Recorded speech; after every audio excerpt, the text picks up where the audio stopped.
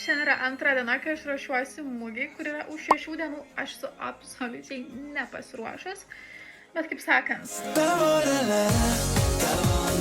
todėl nieko nelaukiu ir važiuoju. Šiandien didžiausią progresą turiu padaryti ties pasiruošimu. Piešiu, karpau, piešiu, karpau, karpau, karpau, piešiu, piešiu, karpau, karpau, karpau, karpau, piešiu, piešiu. Taip pat šiandien iki galo turiu pasirašyti dokumentus, kad tikrai patvirtina mane, kad aš dalyvauju toje mugėje. Man turi ateiti šiandieną palapinę ir šiandien labai tikiuosi, kad sulauksiu užtrauktukų, kuriuo aš taip laukiu ir be kuriuo aš negaliu tiesiog tęsti savo darbo.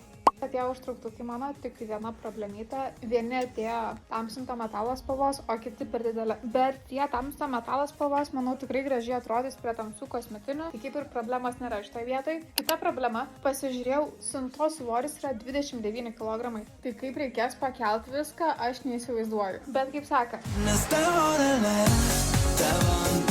labai patinka man tokius atpamėti, bet grįžtam prie karpimo. Tai vėl karpau, karpau, karpau, karpau. Iš tiesų, kad jūs suprastumėt, ant kiek čia lėtai viskas vyksta, šitas video yra pagreitintas 20 kartų. Ir va šita atkarpa yra, koks yra realus greitis to viso karpimo medžiagų. Dėl to tai ir užtrunka belekiek laiko. Rytoj lieka prisiūti etiketės ir iš tiesiog medžiagų gabalų padaryti normalias kosmetinės. Tikiuosi, kad jau rytoj ateis ta mano 29 kg siunta. Tai žodžiu, myliu bučiuoju, aš einu miegoti ir iki rytojaus.